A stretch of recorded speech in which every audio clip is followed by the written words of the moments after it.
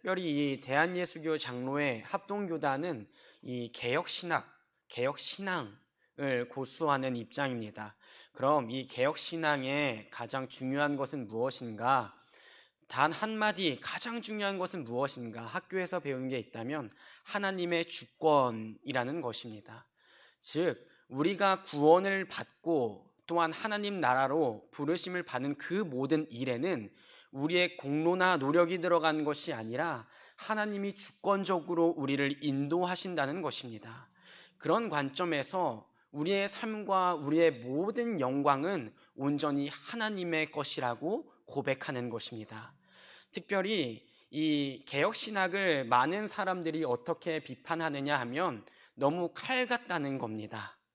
인간에 대한 너무나 이 부정적인 평가, 비판적인 평가. 그래도 사람이 신앙생활을 하면서 내가 뭔가 이뤄내는 것이 있지 않느냐, 혹은 구원에 대해서 나도 아주 이만큼은 협조하고 있는 게 아니냐. 하지만 그런 부분에 대해서 개혁신앙은 칼같이 우리는 완전히 부패하고 전적으로 타락했다고 얘기합니다.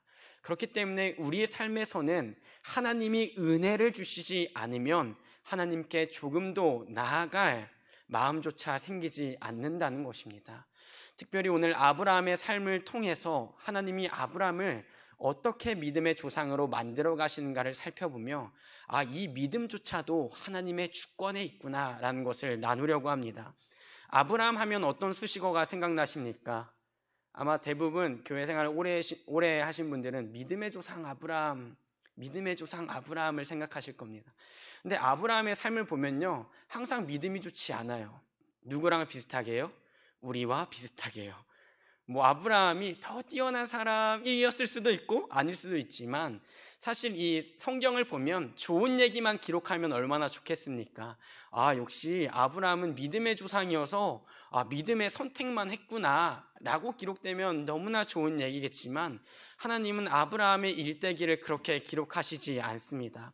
어떤 일이 있냐면, 이 자신의 아내를 자기가 죽을까봐 2번이나 누이라고 속이고 팔아 넘깁니다. 믿음의 선택입니까? 아닙니까? 아니죠. 아닙니다. 그리고 하나님이 분명히 너에게 자녀를 줄 것이다, 씨를 줄 것이다 하는데 2번이나 하나님 앞에서 믿음의 선택을 안 합니다. 첫 번째로는 이 엘리에셀, 내 종이나 내 후사가 되기를 원합니다. 한편 아브라함한테도요, 할 얘기는 있었어요. 하나님이 주시겠다 하시는데 안 주시는 거예요. 분명히 주신다고 약속했는데 시간은 흘러가고 있고, 나의 육신과 내 아내의 육신은 늙어가고 있고, 좀 건강하고 쌩쌩할 때 좋은 자녀를 낳아야 되는데 몸은 늙어가고 힘은 빠져가고 있는데 하나님이 아직도 자녀에 관한 얘기를 주시지 않는 거예요. 그래서 한 번은 내 종이 차라리 내 후사가 되길 원합니다. 또 한 번은 어떻게 합니까? 아내의 의견을 듣고 이 여종에게 가서 이스마엘이라는 아들을 낳게 됩니다. 하지만 그것은 하나님을 향한 믿음의 선택이 아니었습니다. 사람의 방법이었습니다. 여기까지 들으면 아브라함이 믿음의 조상입니까? 불신의 조상입니까? 불신의 조상처럼 보이기도 합니다. 하지만 그 와중에도 하나님은 아브라함을 포기하시지 않습니다. 그리고 특별히 오늘 본문 우리가 많이 들은 여호와 이레라는 단어는 비단 하나님이 준비하셨다, 하나님이 제공하셨다라는 의미도 갖고 있지만, 반면에 이 히브리어 원어로 이 이르에라고 기록되어 있는 이 원어인 라라는 단어는 하나님이 보고 계시다, 하나님이 보시다라는 의미를 가지고 있습니다. 그에 의거해서 하나님은 아브라함에게 마지막 시험을 주시는데 한 번쯤은 들어보셨을 내용입니다. 이삭을 하나님이 정말 끝에 가서 주시잖아요. 근데 이 아들을요, 이제 바치라는 거예요. 아브라함아, 네 독자 이제 나에게 제물로 바쳐라. 세상에서 가장 치사한 것이 무엇입니까? 줬다 뺏는 거. 송승현 선생님 어떻게 그렇게 잘하세요? 줬다 뺏는 거. 주시질 말던지. 주어가지고 금이야 오기야 키웠는데 청천벽력이죠. 이제 달라는 거예요. 근데 성경은 어떻게 기록합니까? 아브라함이 아침에 일찍이 일어나 고민하고 염려하지 않고 그 얘기를 듣고 다음날 아침에 일찍이 일어나 바로 길을 떠납니다. 그 산을 가는 동안 3일의 시간이 흘렀습니다. 어떻게 보면 자신의 아들과 지낼 수 있는 마지막 3일이었을 것입니다.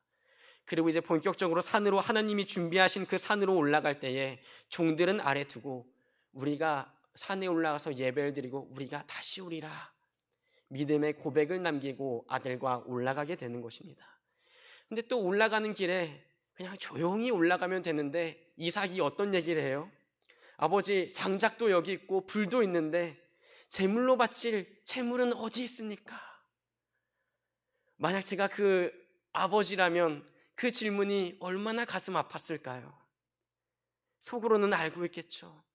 아들아, 너가 제물이다. 나의 손으로 너를 잡아야 한다. 아브라함이 어떻게 얘기합니까? 하나님이 준비해 두셨을 것이다. 그리고 마침내 제단을 쌓고 이삭을 묶고 잡으려고 할 때에 하늘에서 하나님의 사자가 외치는 것입니다. 아브라함아, 아브라함아, 그 아이에게 내 손을 대지 말라. 아브라함아, 아브라함아, 그 아이에게 내 손을 대지 말라. 마지막 그 결정적인, 정말로 이 아이를, 하나밖에 없는 이 약속의 독자를 바치려고 결단했던 이 아브라함의 행동을 보고 하나님은 이제 멈춰라 라고 얘기하며 어떤 얘기를 하십니까? 이제야 네가 나를 경외한 줄을 내가 알았느니라. 하나님이 뭘 하신 거예요? 아브라함을 시험하신 것이죠. 참, 어떻게 보면 신앙생활이라는 게요, 신자의 입장에서 보면 하나님이 참 야속할 때가 많습니다. 아들을 바친다는 게 얼마나 괴로운 일입니까? 그리고 모든 것을 포기했을 때 하나님의 은혜로 얻은 아들이었습니다.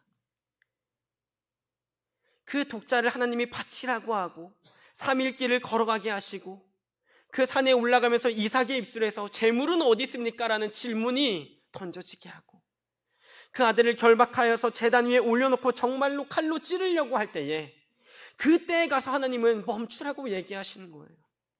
차라리 산 아래에서 멈추라고 했었다면, 차라리 이삭이 질문할 때 멈추라고 하셨었더라면, 그때까지도 하나님은 아브라함을 시험하고 계셨던 것입니다. 근데 성경은 어떻게 기록합니까? 이제야 내가 그 칼로 정말로 바로 찌르기 그 직전에 하나님은 아브라함의 믿음을 보았다고 얘기하고 계신 것입니다. 그리고 그 뒤에 아브라함의 눈에 무엇이 보입니까? 나무에 뿔이 걸린 숫양이 보이게 되는 것입니다. 그래서 이 산을 여호와 이레라 라고 일컬어지게 된 것입니다. 하나님이 준비하셨다. 하지만 원어로 따지면 하나님이 보셨다. 하나님이 보고 계셨다. 하나님이 누굴 보고 계셨습니까? 아브라함을 보고 계셨습니다. 어디서부터 보고 계셨습니까? 자신의 아버지의 집을 떠날 때부터 보고 계셨습니다. 더 놀라운 사실은 뭔 줄 아십니까? 처음에 아브라함을 소명할 때, 부를 때에 하나님은 먼저 복을 근거로 부르십니다. 야, 너를 위해 이런 복이 준비되었으니까 이 집을 떠나라. 네 아비 집을 떠나라. 오늘 우리가 읽지 않았지만 그 뒤에 15절부터 하나님의 사자가 두 번째로 아브라함을 불러서 어떤 얘기를 합니까? 네가 네 독자를 아끼지 않는 것을 보니까 이제 내 복을 받을 준비가 너가 되었다 라고 얘기하고 있는 것입니다. 처음에 아브라함을 부를 때는 복으로 하나님이, 죄송한 표현입니다, 미끼를 던져놓고 따라오라고 하고, 아브라함의 말년에 모든 것이 준비되고 하나님이 믿음을 성장시킨 이후에는 믿음의 순종을 보고 이제 네가 정말로 믿음의 조상이라 일컬어질 준비가 되었음을 내가 보았다 라고 얘기하고 계신 것입니다. 우리 인생에 우여곡절이 왜 없겠습니까? 신앙생활을 걷고 걸어갈수록 좋은 일이 생길 때도 있지만, 믿음의 선택을 할 때도 있지만, 반대로 불신의 선택을 할 때도 얼마나 많습니까? 하나님은 분명히 우리를 복의 근원으로 부르신다고 하셨는데 왜 우리 인생에는 자녀가 나타나지 않습니까? 하나님이 약속한 자녀가 나타나지 않는 거예요. 하나님이 약속한 복의 근원이 내가 계속 되지가 않는 거예요. 세상의 방법으로 내 종이 하나님 이제 하나님의 약속은 됐습니다. 차라리 내 종이 그 복의 유산을 물려받았으면 좋겠습니다. 이스마엘이라도 하나님 앞에 잘 살았으면 좋겠습니다. 그런 선택을 살아왔는데 그때에도 하나님은 뭘 하고 계셨다고요? 하나님은 보고 계셨다고요. 그리고 하나님은 끝까지 아브라함을 포기하지 않으신 것입니다. 하나님이 아브라함의 믿음을 몰랐겠습니까? 하나님은 전능하시고 전지하시기 때문에 아브라함이 이삭을 바칠 것을 이미 다 알고 계신 분이십니다. 근데도 그 자리까지 아브라함을 불러 세우시는 거예요. 칼을 드는 그 자리까지 아브라함을 불러 세우시는 거예요. 칼로 내려치는 그 자리까지 하나님은 멈추시지 않으시는 거예요. 누구를 위해서요? 아브라함이 내가 어떻게 이 자리까지 믿음의 사람으로 올 수 있었는지 하나님은 아브라함이 알기를 원했던 거예요. 누가 아브라함을 붙잡으셨습니까? 하나님이 붙잡아 주시고 계셨던 것입니다. 인생의 선택의 순간에서 넘어졌어도 다시 하나님이 일으켜 세워주셨고, 환난과 어려움과 하나님의 약속이 속히 오지 않는 것 같아서 두려운 밤을 보낼 때에도 하나님은 아브라함을 보고 계셨고, 마지막 여호와 이레의 산에서 정말로 준비된 건 무엇이었습니까? 숫 양도 하나님이 준비하셨지만 믿음의 사람으로 아브라함을 이날까지 하나님이 준비하신 것입니다.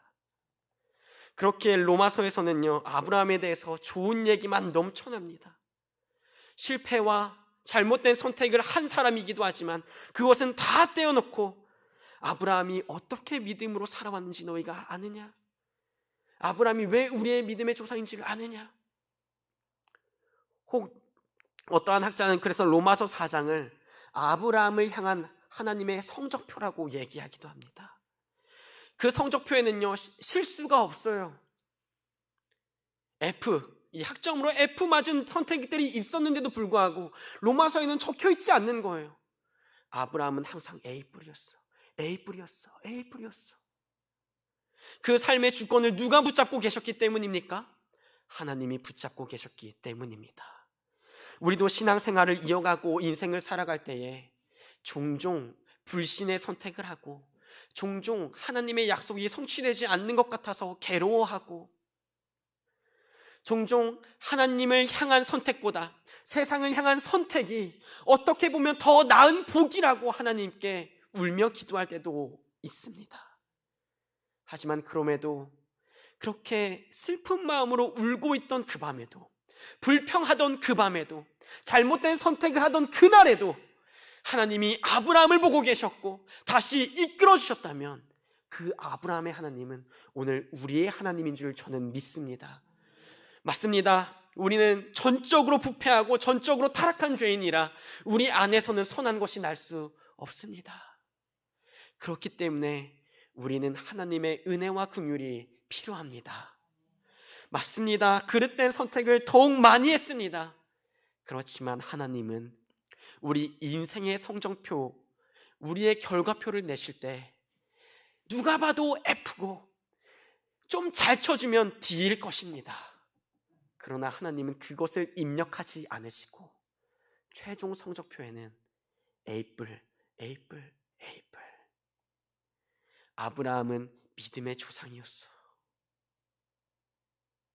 그 산에 올라서 칼을 듣기까지 하나님이 아브라함의 믿음을 붙잡아 주셨기 때문에 아브라함은 A뿔을 받을 수 있었고, 후대의 모든 유대인들이 아브라함 하면 믿음의 조상, 예수님이 오셨을 때도 우리는 아브라함의 자손이다 라고 유대인들이 당당히 얘기했던 것처럼 A뿔의 선조가 되었습니다.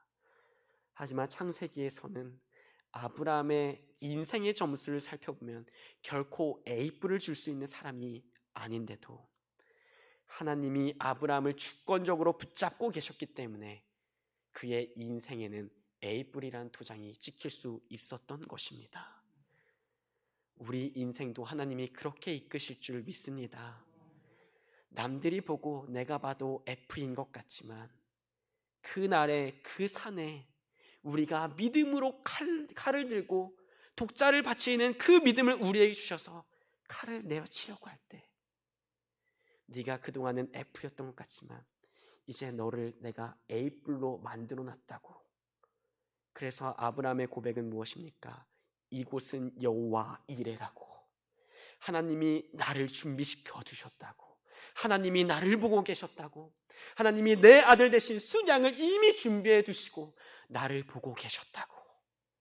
그게 아브라함의 고백이었습니다. 아까 나눴지만 그 뒤에 하나님은 그 믿음의 순종을 보시고 넌 이제 진짜 복의 근원이 될 것이다 라고 얘기하십니다. 우리에게 하나님이 요구하시는 것들이 있을 것입니다. 믿음의 순종일 때도 있을 것이고 우리의 헌신일 수도 있을 것입니다. 아무도 보지 않는 곳에서의 헌신일 수도 있을 것이고 아무도 기대하지 않는 희생일 수도 있을 것입니다. 하지만 그 자리에 그 누가 보지 않더라도 여호와 이레, 하나님은 보고 계시다는 것을 우리는 믿어야 합니다. 그 세상 누가 인정해 주지 않을지언정 그 자리까지 하나님은 주권적으로 우리를 인도하고 계시고 있습니다. 지금은 우리가 우리 인생을 볼 때 F인 것 같아도 하나님은 우리에게 A뿔을 주시기 위해 그 연단의 자리로 우리를 계속 부르고 계심을 우리는 믿습니다.